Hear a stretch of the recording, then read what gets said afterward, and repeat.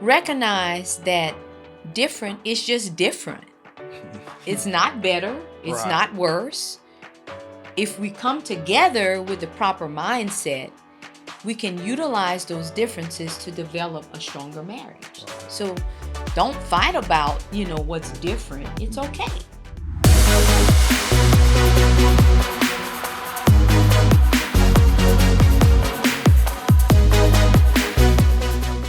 Welcome to Exchange. I'm Ricky, and this is my wife, Erica, and we're so glad to be back with you with another episode. Today, we want to get into the topic of learning how to appreciate our differences. It's a good one. Yeah. For a Christian marriage to be successful, we must learn to appreciate our differences. Marriage can be viewed as two complementary components coming together to form a new unit or a new person. Two of the same will not have the ability to reproduce or fulfill God's purpose. Right. We have to recognize that our differences are needed to create the new person. That reference about a new person comes from Genesis chapter 2, verse 23. This is now bone of my bones. Now, this is Adam speaking. Mm-hmm. This is now bone of my bones and flesh of my flesh. She shall be called woman because she was taken out of man.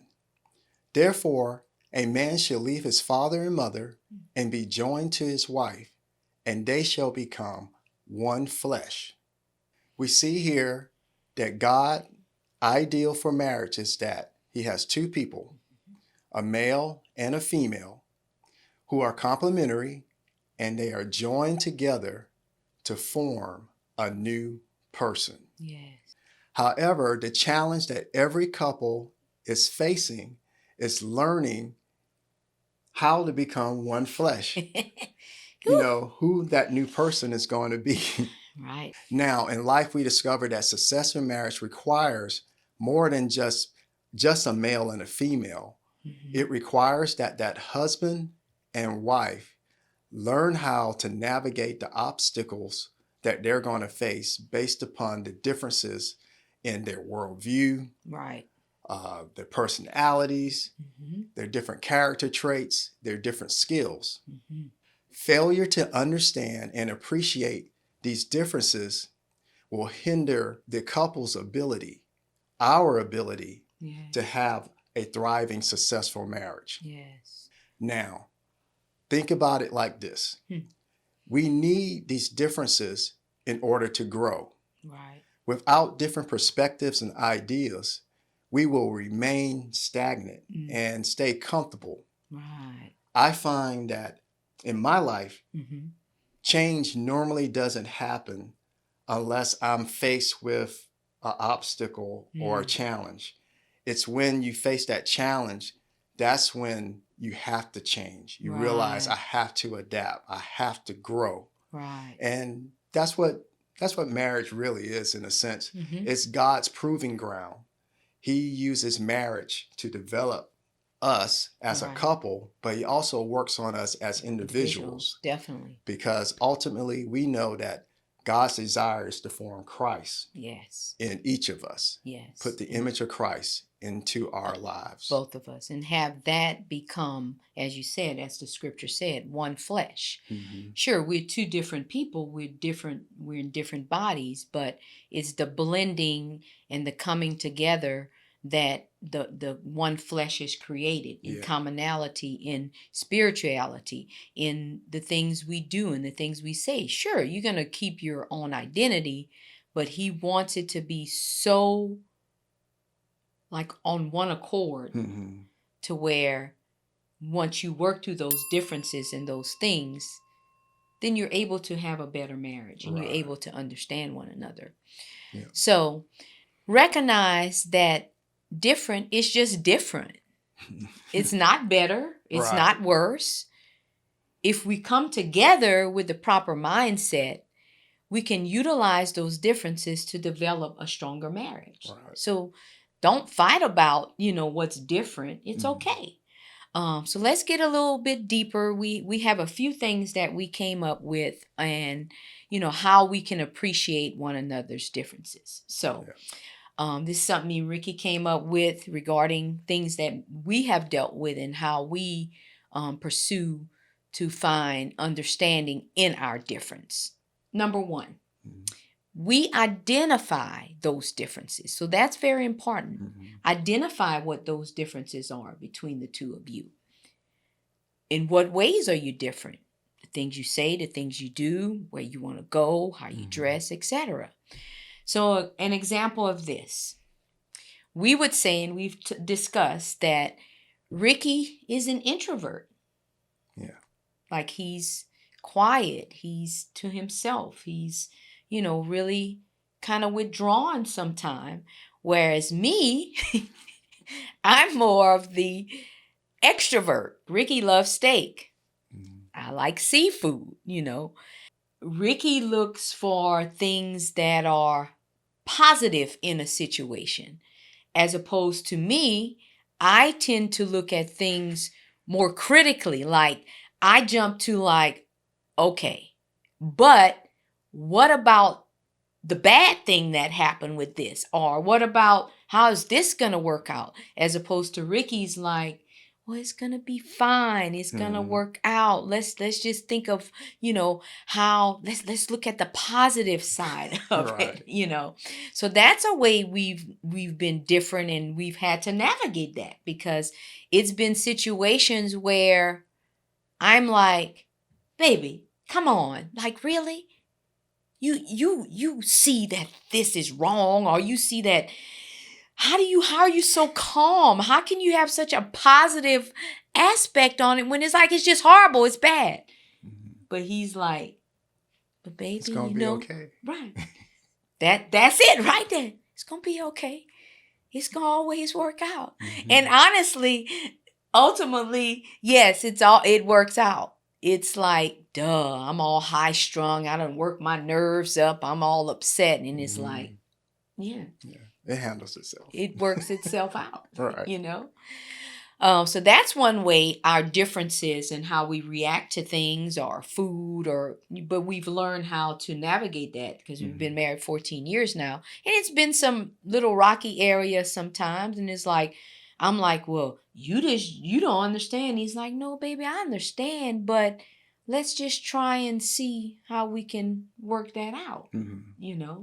Anything you want to add to that one before we move on to the next one? Yeah, I think you hit it. I mean, you really just have to take the time to, you may end up making it kind of formal in a sense where you may actually sit down with a pen and pad or your computer and you write down your differences and you just kind of list them out. It's just kind of good just to be able to see and be able to recognize how are we different? How do we process things differently? And just so that we are more aware of each other's differences and how we can, as we will go through later, how we can take those differences and turn them into strengths. Right. Another one we mention is we should celebrate our differences. We should see the value in each other's differences and see how it's going to work together and create harmony in the relationship. Example for that, as we mentioned before, Ricky sees the positives in situations, usually most times. His mindset is usually let's see what the good in it can be. But sometimes that can lead to a decision for the future or an opportunity that may not quite be working out. For instance, I'm a little more critical and analytical in my thinking and decision processing. So I'm going to probe a little deeper. Right. I'm going to ask a little more questions. I'm going to bring more of the negatives to it. But then at the end, that may work out. Yeah. And that's really important. I mean, you need that. Yes, I view things, a little more positive. She's a little more critical. But when you bring those two elements together, it allows us to make better decisions, allow us to make wise decisions, make better choices. So it's important to celebrate those differences. Don't look at it as, oh, she's just so negative. I just can't stand her because she's always asking so many questions and I just can't take it. No, don't do that. Actually, take the time to listen to what your spouse has to say, and more than likely, they're bringing some good points and some things that you're probably overlooking because of your enthusiasm Right. about the situation. It could be anything from a business opportunity. You may look at it and be like, oh, this is going to be the greatest thing. I mean, we're going to make it. This is going to work. Then your spouse is kind of like, they're reading the fine print. They're asking questions, and they're bringing up good points, valid points, things that you really have to take into consideration. Right. And I think for men, we can be guilty of that. Sometimes we can be a little headstrong and we'll try to override our spouses, but God gives us wives for a reason, and they are very helpful, and they can The save helpmate. you. Yeah, they are a helpmate. They can save Yes. you a lot of headache. Yes, yes. So do you want to touch on, we have one more point One more point. on how we can create that harmony and how differences can work together. The final one we have is that we should create a strategy on how to best utilize our differences and make them into strengths. Turn those differences into strengths. Yes. And just the example that we just gave, where it could be you're making a big major life decision, being able to recognize that your spouse's point of view is very valid. Yes. You should take that in consideration. Now you both can come together, list out the positives, Right. list out the negatives, Pros and cons. Yeah. pros and cons, come together. And as you come together, you can create a strategy, a plan, Right. a plan of attack on how we're going to handle this particular situation. It can be anything. I mean, from our financial situation in terms of how much money we want to try to save this year. You both coming together with your different point of views, bring them together, it turns into a strength, and you can both reach your goals together. Definitely. And also the point of, the strategy, you're discussing it with one another, with each other.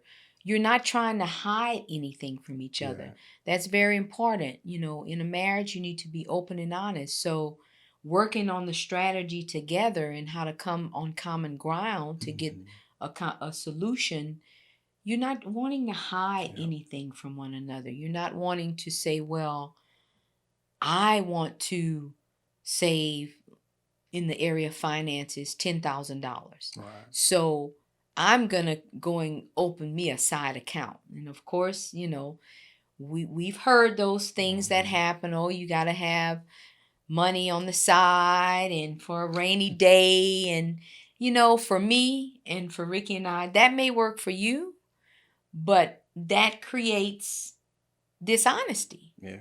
That creates where Mistrust, right? It's like, why not say, okay, we want to save $10,000. How do you think we can do that? What goals or what ways or strategies we can do that to accomplish the goal? Right. Not hiding, not me putting in a little stash on the side, not Ricky putting a little stash on the side where we don't know about it, but coming together and say, hey, maybe we're not going to eat out as much this month.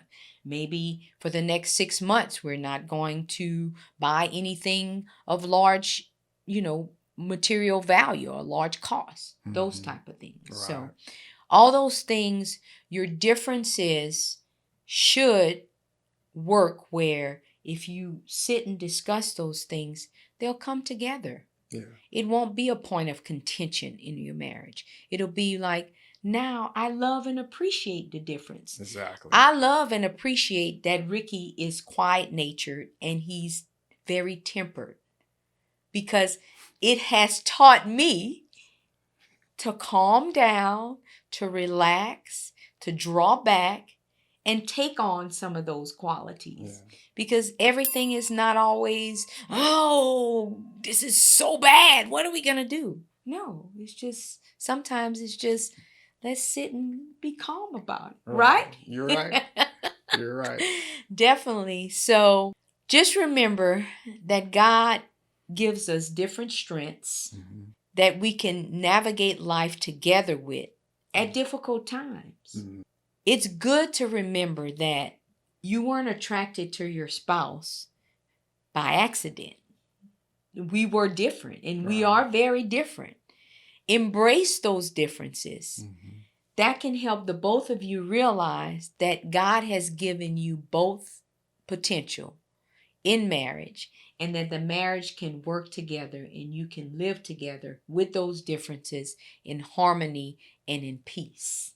You know? Peace. Peace. That's Anything you good. want to add about differences, or any questions or anything, or any input I on how to mean, navigate those parts of life? I think we pretty much went through it. I believe that the ultimate goal of all of this is that we walk in agreement. Yes. I believe the scripture talks about how can two walk together unless Unless they they agree. agree.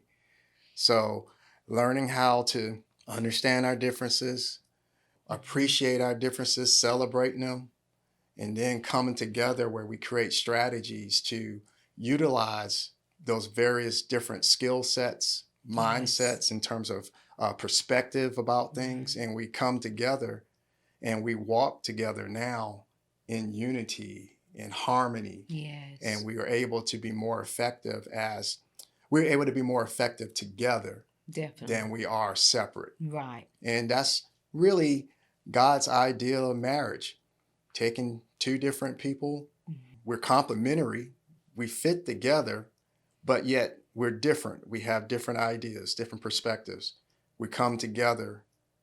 God uses marriage as a proving ground to make us better individually, but ultimately, He's creating a new person that will be greater than Yes. us being separate. Definitely. We're now a powerful unit. We're now Team Howell. Yes. And in your marriage, your team, Yes. Yes. you become a team. And Definitely. there's more power there. There's power when you have two people come together Yes. and they're living out their purpose. They're fulfilling the purpose that God had created them for. So just remember, let your differences work together. Mhm. Let it be a positive aspect of your marriage. Celebrate those things, love those things, laugh about those things, Right. and you realize that it wasn't a big deal to begin with once you work it out. Yeah. We just pray right now that you will experience peace, Yes. that you will experience God's grace, Thank you. mercy, that you will learn to appreciate your differences, and that you will strive, that you will have great success in your marriage, and that you will be a blessing to others as they observe you two coming together, working together as one, having agreement. So thank you so much for viewing. Thank you. And we just ask that you will like, share, and please subscribe to our channel for more content like this. And we'll see you in the next episode. Thank you so much. Thank you.